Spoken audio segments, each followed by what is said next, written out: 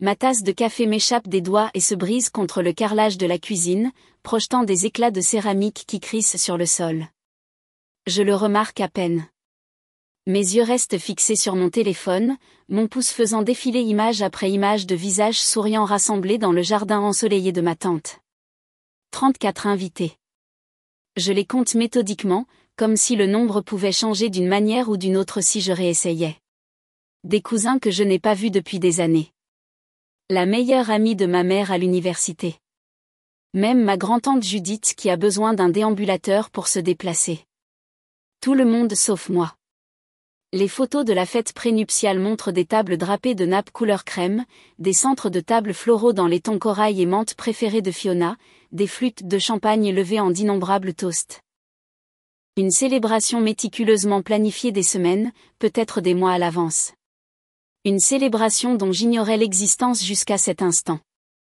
La piqûre est plus vive car le mois dernier encore, j'avais envoyé à Fiona une carte de félicitations écrite à la main avec des fleurs pressées de mon jardin de balcon. J'avais même proposé d'aider à la conception de ses documents de mariage, invitations, programmes, tout ce dont elle avait besoin, gratuitement, un cadeau d'une cousine à une autre. Mon appartement de Portland semble soudain froid malgré le soleil de printemps qui filtre à travers les fenêtres. La lumière qui m'avait réchauffé quelques minutes auparavant me semble maintenant dure, exposante. Je réalise à cet instant que je n'ai pas été simplement oubliée. J'ai été délibérément effacée. Je m'affale sur un tabouret de cuisine, les souvenirs me submergeant comme une marée à laquelle je ne peux échapper. Le dernier Thanksgiving me revient en mémoire. La voix de tante Marlène portée à travers la salle à manger alors qu'elle louait la récente promotion de Fiona à la banque, vice-présidente à 29 ans. Elle avait annoncé, rayonnante à l'égard de ma jeune cousine, j'ai toujours su qu'elle ferait quelque chose de sa vie. Puis le regard de tante Marlène s'était tourné vers moi, son sourire s'amenuisant, toujours à faire cette petite passion, les logos et tout ça. Cette petite passion qui a payé cet appartement. Cette petite passion qui a bâti une liste de clients comprenant 3 marques nationales. Mes parents étaient restés silencieux, hochant la tête, tandis que les parents de Fiona la positionnaient comme la prodige, juste devant moi. Même quand j'avais mentionné la compte de mon appartement, 150 000 $ que j'avais économisé sur 7 ans, la conversation avait rapidement rebondi sur la bague de fiançailles de Fiona. Mes mains tremblent alors que je reprends mon téléphone. Je cherche les coordonnées de ma mère et j'appuie sur appeler avant de pouvoir me dissuader. Elle répond à la 4e sonnerie, Océane ? Tout va bien ? Sa voix porte cette note familière de préoccupation teintée de jugement, comme si elle avait déjà décidé que quoi que j'appelle serait une réaction excessive. Il y a eu une fête prénuptiale pour Fiona hier, ma voix sort plus ferme que je ne m'y attendais. Tout le monde y était, pourquoi je n'étais pas invitée ? Une pause lourde s'étire entre nous, puis un soupir.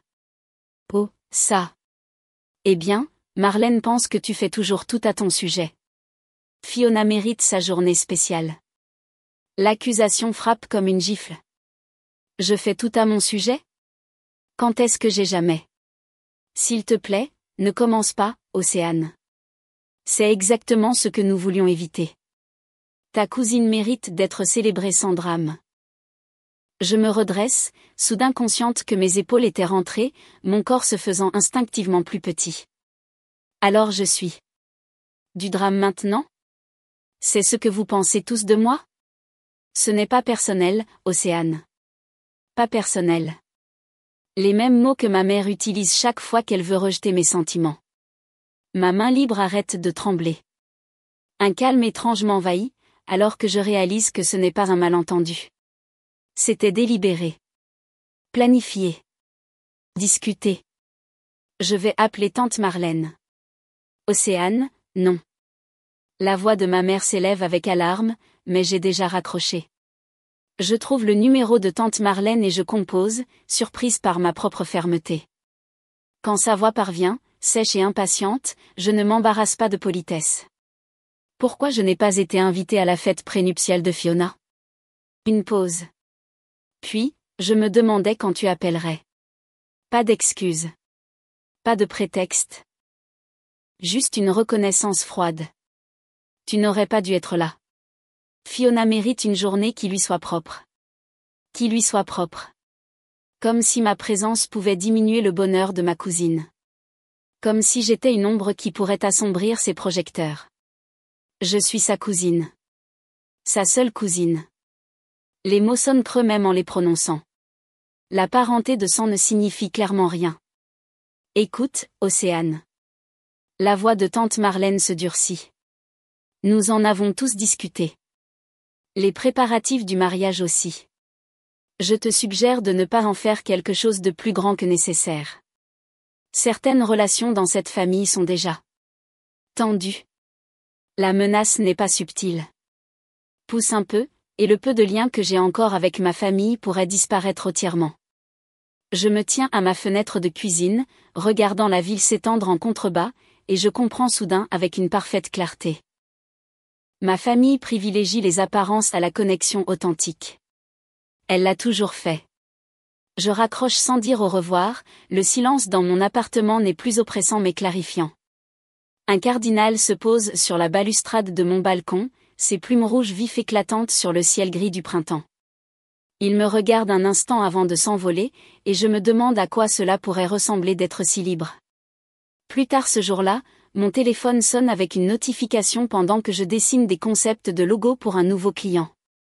Je l'ignore presque. Les délais n'attendent personne, mais l'habitude me fait jeter un coup d'œil à l'écran. Un message de groupe de tante Marlène. N'oubliez pas d'apporter les fleurs du mariage de Fiona samedi. Heureusement que nous n'avons pas invité Océane, moins de drame. Mon crayon s'arrête en plein trait. La pièce bascule légèrement alors que je m'appuie contre le comptoir de la cuisine, ma respiration superficielle, l'écran du téléphone se brouillant devant mes yeux. Je cligne des yeux forts, le relisant. Ce n'était pas une négligence, pas une simple erreur. Une exclusion familiale coordonnée. Je prends une capture d'écran avant que le message ne disparaisse avec un léger son de bouche. Supprimé, mais pas avant que je n'ai capturé la preuve. La notification montre Fiona, tante Marlène et ma mère toutes dans le groupe. Ma mère. Bien sûr. Le lendemain matin, je conduis jusqu'à la maison de banlieue de mes parents, la capture d'écran brûlant ma poche comme un pistolet chargé.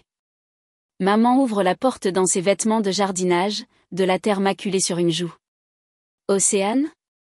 Quelle surprise. J'allais justement me faire du thé. Je la suis dans le salon où elle s'assoit dans son fauteuil préféré, s'y installant avec l'aisance confortable de quelqu'un qui se sent en sécurité dans sa position.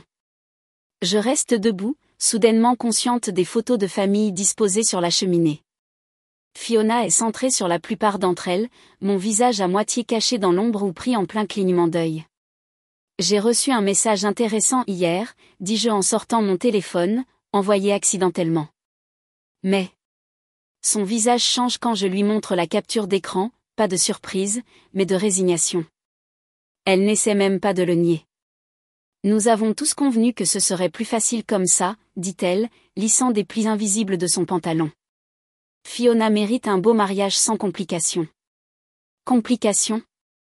Le mot a un goût amer. Tu veux dire moi ? Maintenant, Océane, ne sois pas dramatique, elle soupire, utilisant le ton réservé au moment où je suis difficile. Peut-être devrais-tu faire d'autres projets pour ce week-end de mai. D'autres projets ? Je répète, ma voix stable malgré le tremblement de mes mains. Pendant que ma cousine se marie au Grand Lake Hotel ? Ce mariage à 95 000 $, où tous les parents éloignés que je connais à peine sont invités sauf moi ? Les sourcils de maman se haussent légèrement. Comment as-tu su pour le lieu ? La cousine Rachel a appelé la semaine dernière pour demander du covoiturage pour le mariage. Une petite satisfaction cruelle fleurit quand je la vois tressaillir. Elle présumait que je serais là. Le silence s'étire entre nous comme un gouffre qui s'élargit de seconde en seconde. Ton père et moi pensons que c'est mieux comme ça, dit-elle enfin. Toute la famille est d'accord.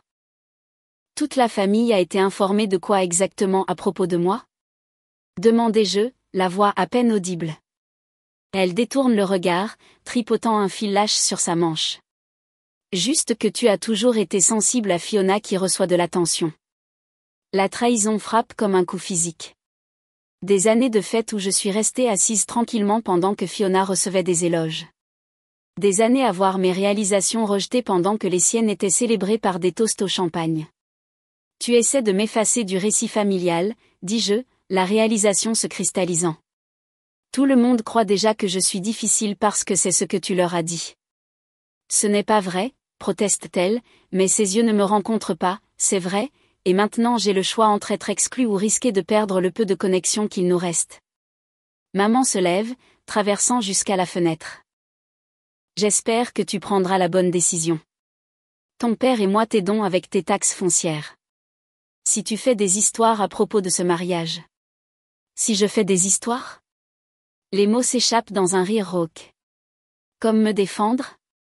Comme refuser d'être effacé? Si. C'est exactement pour ça que Marlène a pensé qu'il était préférable de ne pas t'inclure. Sa voix se durcit. Tout devient un drame avec toi. 1. Je pars sans dire au revoir, conduisant sans but pendant des heures. 3 échéances clients passent pendant que je suis assise paralysée dans mon appartement, incapable de me concentrer sur les tâches de conception les plus simples. 3 jours de revenus potentiels disparaissent pendant que je fixe mon téléphone, attendant que quelqu'un, n'importe qui dans ma famille, dise que tout cela était une terrible erreur. Personne ne le fait. Ce soir-là, Isla apporte de la nourriture thaïlandaise et du vin à mon appartement, m'écoutant raconter chaque détail. Contrairement à ma famille, elle n'interrompt pas et ne minimise pas mes sentiments. C'est de la manipulation émotionnelle classique, dit-elle en me resservant mon verre. Marlène et ta mère font équipe pour contrôler le récit. Isla continue. Dynamique familiale toxique classique. Plus tard, seule sur mon balcon, je regarde les lumières de la ville s'allumer alors que l'obscurité tombe. Le cardinal revient, se perchant brièvement sur la balustrade avant de s'envoler. Alors que j'étais assise là, sirotant du vin devenu tiède, je me demandais s'il fallait assister au mariage de toute façon et forcer une confrontation, ou m'en éloigner complètement et construire ma propre célébration ailleurs. La famille que j'avais connue toute ma vie s'éloignait. Mais valait-il la peine de se battre pour des relations qui causaient tant de douleur? Les photos de fiançailles de Fiona apparaissent sur mon fil Instagram précisément à 8h17 un mardi. Je suis au milieu de ma première tasse de café quand son sourire radieux remplit mon écran, son fiancé la regardant avec une adoration étudiée sur fond de feuilles d'automne. La légende en dessous coupe plus net que n'importe quel couteau, célébrant notre voyage avec ceux qui nous soutiennent vraiment, gardant notre mariage intime avec uniquement les personnes qui ont toujours été là. Mon téléphone vibre 3 fois en succession rapide, des messages privés de cousins avec lesquels j'ai échangé peut-être 10 mots lors des réunions de famille au fil des ans. Pourquoi causes-tu du drame pendant le moment spécial de Fiona? La famille devrait se soutenir quoi qu'il arrive. Tante Marlène est tellement contrariée par ton comportement. Je pose mon téléphone face vers le bas sur le comptoir de la cuisine, ma main tremblant légèrement. Les accusations n'ont aucun sens jusqu'à ce que je réalise ce qui se passe. Ils réécrivent l'histoire, fabriquant un récit selon lequel j'ai refusé une invitation plutôt que de reconnaître que j'ai été délibérément exclue. L'appel de ma grand-mère arrive ce soir-là alors que je fais la vaisselle, sa voix vacillant de déception. Océane, ma chérie, je n'aurais jamais pensé que tu refuserais de soutenir le jour spécial de ta cousine. L'assiette dans mes mains manque de glisser. Mamie, je n'ai pas été invitée. Ce n'est pas ce que Marlène m'a dit. Sa voix se durcit avec certitude. Elle a dit que tu ne pouvais pas mettre de côté ta jalousie, ne serait-ce qu'une journée. Après avoir raccroché, je reste immobile à mon évier de cuisine, l'eau coulant sur mes mains jusqu'à ce qu'elle passe de tiède à froide. L'histoire familiale à mon sujet prend forme sans ma participation. Selon Isla, qui parle toujours avec ma mère chaque semaine, tante Marlène a partagé des récits larmoyants de mes problèmes de jalousie avec quiconque voulait bien écouter. La semaine suivante, Barton Media annule notre contrat pour leur campagne de printemps. L'email est poli mais clair. Nous avons entendu dire que vous pouviez être difficile à travailler. Nous avons besoin de quelqu'un qui s'adapte à notre culture collaborative. 3 jours plus tard, Westerly Homegood se retire de nos discussions préliminaires. La perte des 2 projets réduit mon revenu trimestriel attendu de 27 000 $. Je traque les connexions méthodiquement. Le directeur marketing de Barton joue au tennis avec mon oncle. Le propriétaire de Westerly fréquente la même église que tante Marlène. Le sommeil devient un souvenir lointain. Je passe mes nuits penchée sur mon ordinateur, redessinant mon site web portfolio au lieu de me reposer. Chaque ajustement de pixels, chaque changement de couleur me donne l'impression de reprendre un petit morceau de mon récit. À 3 heures du matin, les yeux brûlants de la lumière de l'écran, je me demande combien d'heures de travail il faudra pour distancer les murmures, ma routine autrefois confortable fracturée. J'arrête de visiter Marigold Coffee malgré leur parfait latte au lait d'avoine car le club de bridge de tante Marlène s'y retrouve les jeudis matins. Je fais 15 minutes de détour pour faire mes courses dans un autre magasin après avoir aperçu l'amie de ma mère, Caroline, examinant des pommes dans mon rayon habituel. Vérifier les réseaux sociaux devient une forme d'automutilation. Chaque notification déclenche une réponse physique, pulsation accélérée, respiration superficielle, doigts qui se refroidissent. Je commence à documenter chaque interaction avec la famille dans un journal relié en cuir, notant les dates, les mots exacts, les témoins présents. Les preuves me semblent importantes d'une manière ou d'une autre, bien que je ne sache pas pour qui je les collecte. Le SMS anonyme arrive un dimanche matin. Certaines personnes ne sont pas assez stables pour assister à des événements formels. Ton absence est une gentillesse envers tout le monde. Je reconnais la formulation, la cruauté particulière de tante Marlène enveloppée d'inquiétude. Le téléphone m'échappe des doigts et tombe sur le canapé alors que quelque chose en moi finit par craquer. La sonnette retentit à ce moment précis. J'envisage de l'ignorer jusqu'à ce que j'entende la voix d'Isla à travers la porte. Je sais que tu es là, Océane. J'ai apporté de la nourriture thaïlandaise et des magazines de mariage. Elle se tient sur mon seuil, serrant un sac en papier de Bangkok Kitchen et une pile de publications brillantes. Son sac photo est passé sur une épaule. Qu'est-ce que tu fais ici? Ma voix sonne creux, même à mes propres oreilles. Isla me dépasse et entre dans l'appartement. Planifions quelque chose qui vaille vraiment la peine d'être célébré, un jour qui soit axé sur la joie, pas sur les apparences. Je suis sur le point de demander ce qu'elle veut dire quand la berline argentée de ma mère arrive dans la place de parking visiteur visible depuis la fenêtre de mon salon. Mon estomac se serre. Appel client dans 5 minutes. Je mens, attrapant mon ordinateur portable pendant que ma mère frappe à la porte.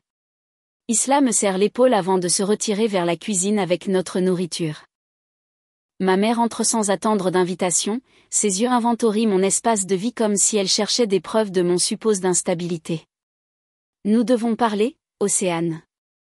Elle s'assoit d'une manière guindée sur mon canapé, son sac à main posé sur ses genoux. Cela a assez duré. Les invitations sont déjà imprimées. Nous sommes aussi en bas. Quelles invitations? Je reste debout, soudainement consciente des dynamiques de pouvoir en jeu, les invitations de mariage de Fiona.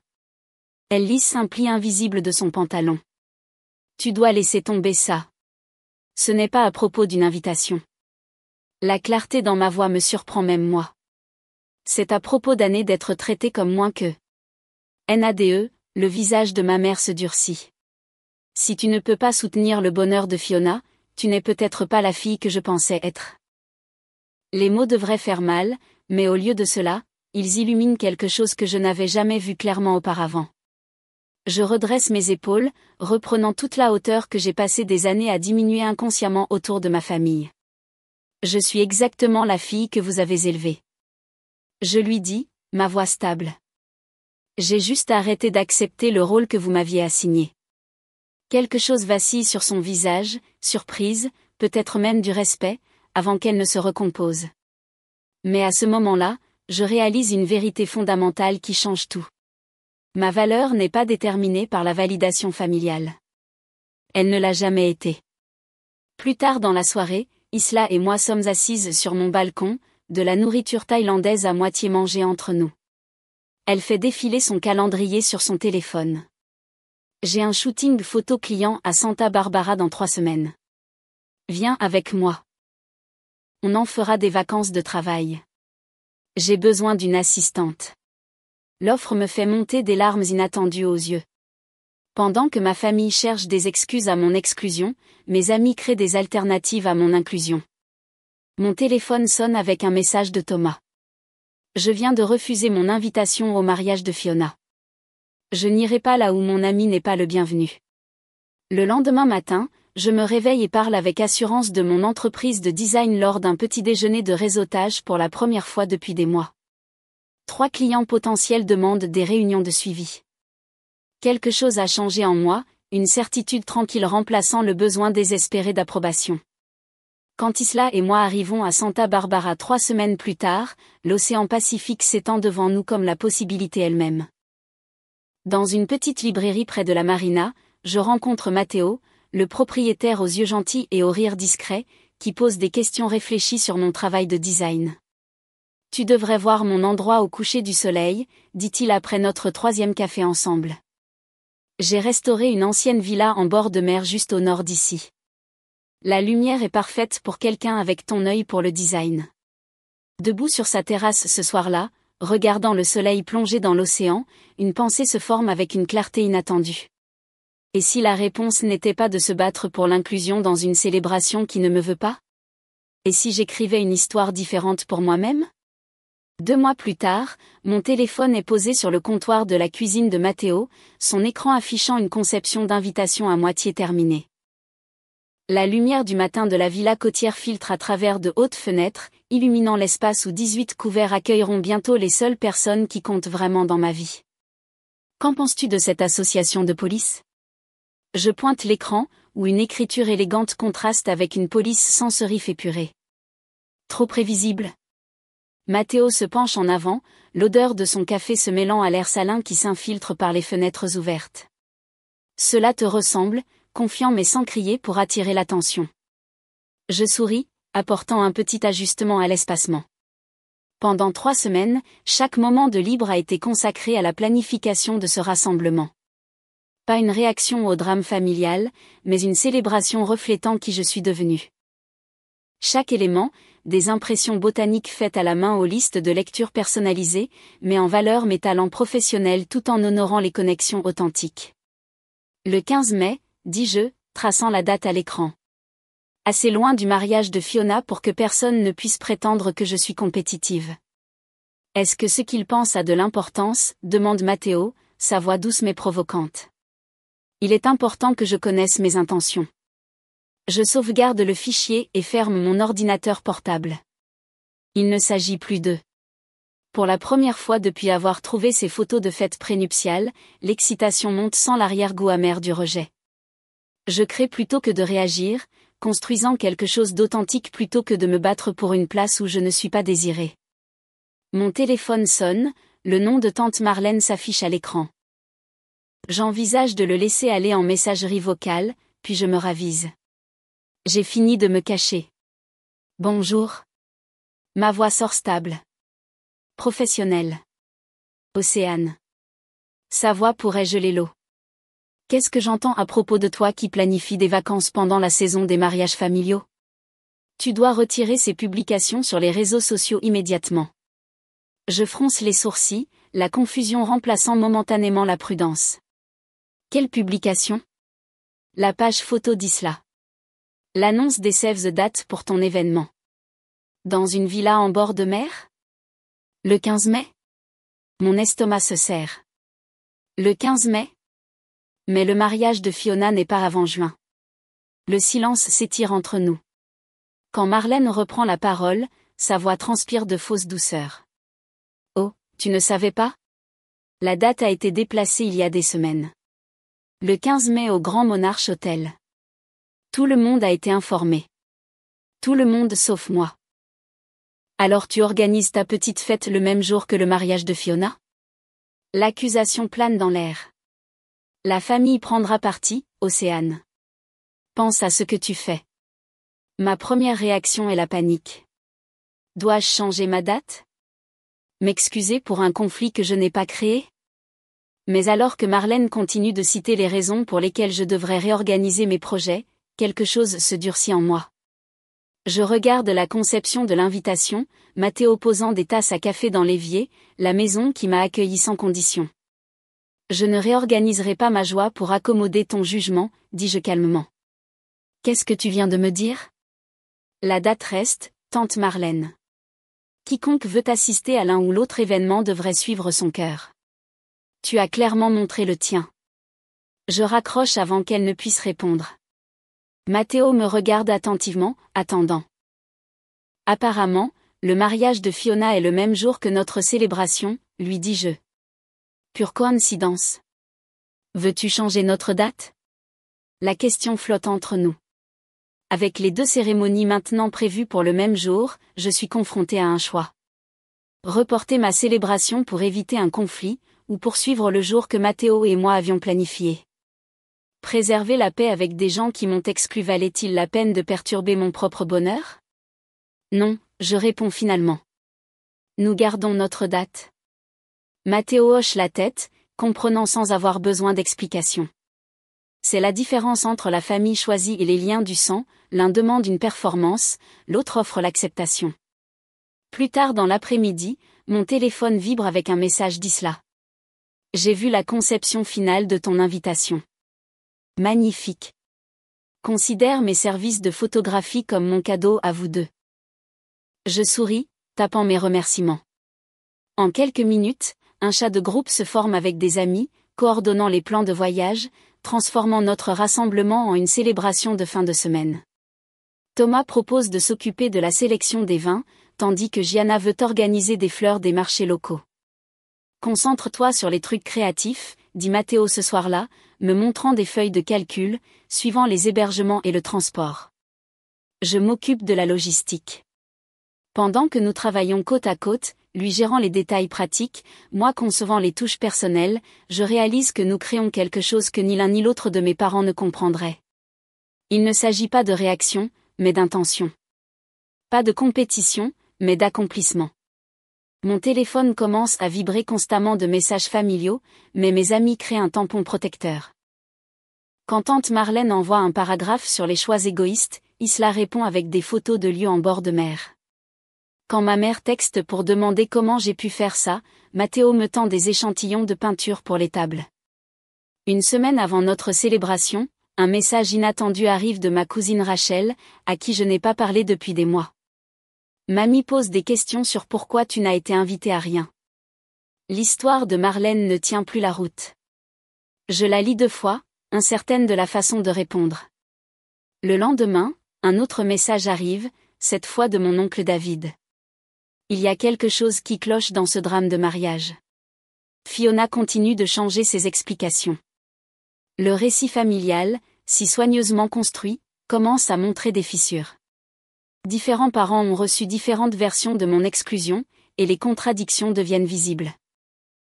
Quand le nom de ma grand-mère apparaît sur mon téléphone ce soir-là, je réponds immédiatement. Océane? Sa voix sonne plus petite que je ne me souviens. J'aimerais entendre ton côté de cette affaire de mariage. Avant que je puisse former une réponse, un autre appel retentit, celui de ma mère. Je le laisse passer en messagerie vocale, me concentrant sur les questions de ma grand-mère. Plus tard, j'écoute le message de ma mère, sa voix tendue par une fausse décontraction. Nous devons parler d'un compromis. Pouvons-nous nous rencontrer demain? C'est urgent.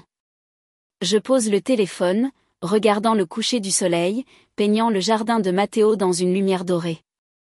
Pour la première fois, l'idée de faire face à ma famille ne me remplit pas d'effroi. Quoi qu'il arrive ensuite, je suis sur un terrain solide. Le coup à ma porte retentit à 8h15 un mardi matin, 3 jours avant ma cérémonie.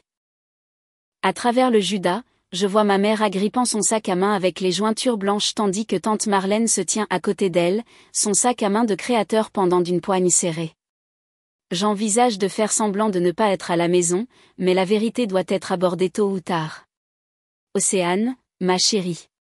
La voix de ma mère porte une fausse gaieté alors qu'elle entre dans mon appartement. Nous pensions que nous devrions parler. Tante Marlène suit, son regard balayant avec critique mon salon où les échantillons de design pour ma cérémonie avec Matteo sont soigneusement disposés. Cela a assez duré, dit-elle, sans s'embarrasser de politesse. Je reste debout pendant qu'elle s'installe sur mon canapé. La dynamique de pouvoir semble différente maintenant. En leur présence, je ne me diminue plus. Nous aimerions proposer un compromis, dit ma mère, ses mains tripotant sa bague de mariage. Tu peux assister à la réception de Fiona, uniquement la soirée. Si ses yeux rencontrent brièvement ceux de Marlène, tu annules ta fête. Pense à ce que cela donne à tout le monde, ajoute tante Marlène. 2 événements le même jour divisent la famille, forcent les gens à choisir leur camp. Ma mère se penche en avant, la voix s'abaissant. Ta grand-mère est très stressée par cette situation. À son âge, ce genre de conflit familial n'est pas bon pour son cœur. La manipulation est si transparente qu'elle me fait presque rire. Au lieu de cela, je marche vers ma table de dessin et reviens avec un portfolio en cuir. J'aimerais vous montrer quelque chose, dis-je, l'ouvrant pour révéler des croquis à l'aquarelle d'une cérémonie intime en bord de mer, c'est ce que Matteo et moi avons prévu. 18 invités, pas d'invitation formelle, juste des gens qui se soucient vraiment de nous. Je tourne lentement les pages, montrant des menus calligraphiés à la main, des sets de table personnalisés, des arrangements floraux dans des tons d'ambre et de sauge.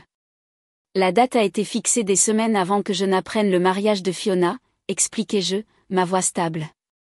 Nous ne l'avons pas choisi pour rivaliser. Nous l'avons choisi parce que la villa offre un éclairage parfait pour le coucher du soleil pour la photographie. Le front de ma mère se plisse de confusion. Mais pourquoi ne nous l'as-tu pas dit ? Je sors un autre dossier contenant des maquettes d'invitations élégamment conçues, des invitations que je n'ai jamais envoyées. Je respectais votre décision de m'exclure. Je ne pensais pas que vous voudriez le savoir. Elle semble sincèrement stupéfaite. Océane. Nous n'avons jamais voulu. Je ne demande à personne de choisir, l'interrompis-je doucement. Vous avez fait votre choix il y a des mois. Cette célébration ne concerne pas Fiona. Je ferme le portfolio. Elle ne te concerne même pas. Tante Marlène se lève brusquement, se dirigeant vers mon où les projets clients sont accrochés à côté des plans de cérémonie. Cela ne change rien, insiste-t-elle. Jouer à faire semblant ne changera pas le fait que le mariage de Fiona est le véritable événement. Je sens quelque chose craquer en moi, pas de colère, mais de clarté. Je ne joue à rien, tante Marlène. Je vis authentiquement pendant que vous jouez. Je fais un geste vers mon portfolio. Ces dessins ne sont pas faux. C'est ma profession. La profession que vous avez rejetée comme cette petite passion pendant des années. Je fais glisser une brochure sur la table basse. C'est mon portfolio de mariage. 3 marques nationales m'ont engagé sur la base de ces designs. Pendant que vous racontiez à tout le monde mes problèmes de jalousie, j'ai bâti une entreprise qui paie cet appartement. Ma mère s'enfonce plus profondément dans le canapé, ses yeux s'attardant sur une photo de Matteo et moi dans sa villa. Pour la première fois, elle semble voir au-delà du récit de sa sœur. Étais-nous vraiment si cruels ? Moi, demande-t-elle doucement. Tante Marlène renifle, attrapant son sac à main. C'est ridicule. Je ne vais pas rester assise ici pendant qu'elle déforme tout. Elle se précipite vers la porte mais s'arrête la main sur la poignée. Le mariage de Fiona coûte 95 000 $. C'est au Grand Hôtel. Il y aura 200 invités. C'est ça une vraie célébration. Je souris, pas méchamment. Cela semble charmant pour Fiona. J'espère qu'elle s'y sentira vraiment vue. Après que Marlène ait claqué la porte, ma mère reste assise, paraissant plus petite que je ne l'ai jamais vue. Tu m'as appris que je ne valais pas la peine d'être incluse, lui dis-je, ma voix douce mais ferme. Je me suis appris que je valais la peine d'être célébrée. Elle ouvre la bouche pour répondre, mais son téléphone sonne avec un texte. Elle le lit, son visage pâlit légèrement. Qu'est-ce que c'est ? demandai-je. Ta cousine Déborah demande si elle peut venir à ta cérémonie au lieu de celle de Fiona. Elle lève les yeux, perplexe. Comment est-ce qu'elle est au courant ? Je hausse les épaules. Les gens parlent. De la même manière qu'ils ont parlé de m'exclure. Après le départ de ma mère, promettant d'y réfléchir, j'arrose mon jardin de balcon, me demandant à quelle cérémonie elle assistera. Si tant est qu'elle y assiste. Mon téléphone sonne juste au moment où le soleil disparaît derrière les immeubles du centre-ville. Océane ? La voix de Matteo sonne excitée. Tu ne croiras pas ça. Ce blog de mariage dont je t'ai parlé, Moderne Célébration, ils veulent présenter notre cérémonie.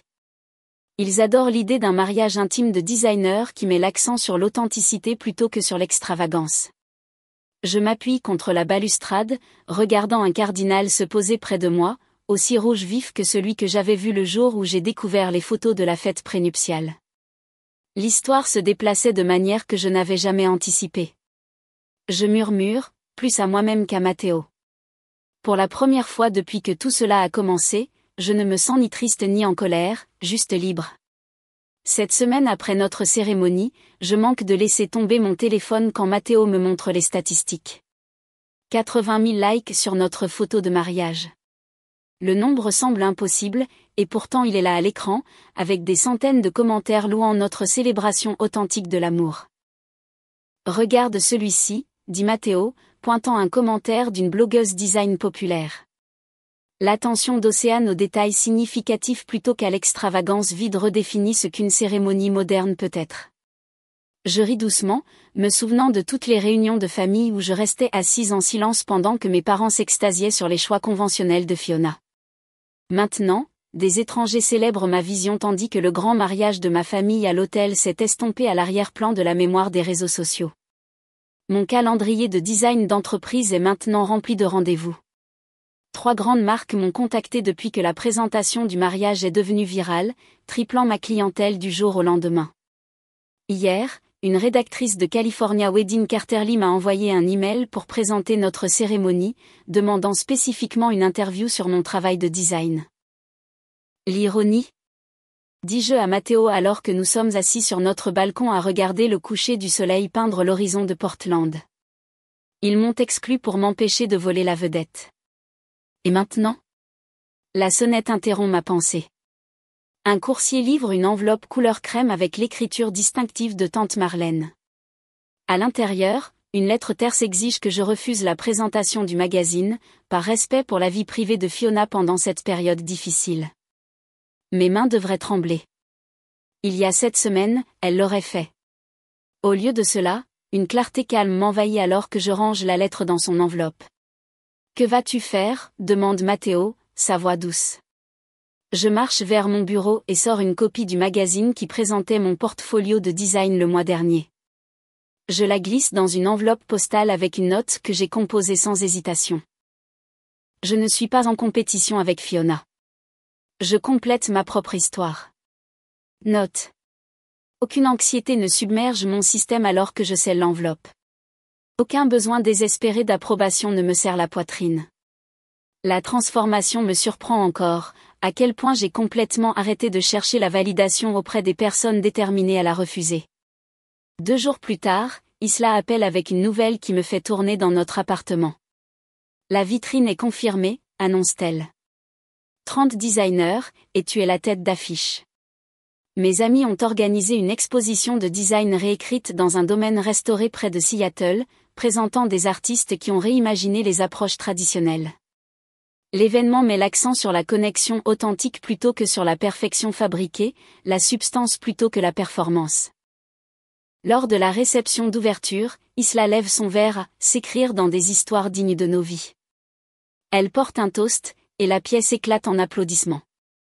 Je me tiens parmi des personnes qui célèbrent plutôt que de diminuer ma vision, et le contraste avec les réunions de famille est frappant. Le mois suivant, Matteo et moi emménageons dans un modeste appartement donnant sur le centre-ville. L'espace est plus petit que mon appartement, mais rempli de lumière et de possibilités. Mon calendrier comprend désormais des conférences sur le design authentique aux côtés de réunions clients avec des entreprises qui valorisent la substance plutôt que l'éclat. J'arrange des tirages pour le mur de mon bureau quand la sonnette retentit. Quand je l'ouvre, tante Marlène se tient là avec Fiona légèrement derrière elle, captive. « Nous devons parler » dit Marlène, me dépassant et entrant dans l'appartement. Cela a assez duré. Fiona a l'air mal à l'aise alors que Marlène continue. Tout cela était-il nécessaire ? Le magazine ? La vitrine ? Étais-tu si déterminée à faire passer un message ? J'étudie leur visage. Le visage de Marlène suscite une vague de compassion surprenante. Tu penses que c'est à propos de nous ? Demandai-je calmement. C'est la première fois que je célèbre sans m'inquiéter de la façon dont tu allais le déformer. C'est tout. Elles repartent peu après, Marlène raide et silencieuse, Fiona avec un regard en arrière que je ne peux pas interpréter tout à fait. Alors que je les regarde quitter la vitrine, je me demande si la guérison des blessures familiales nécessite que les deux parties reconnaissent la blessure, ou si parfois le chemin le plus sain est simplement de soigner son propre jardin et de laisser les autres faire leur choix. Que ferais-tu ? Travailler à réparer des relations qui causent une telle douleur, ou te concentrer sur la culture des connexions qui t'ont aidé à fleurir ?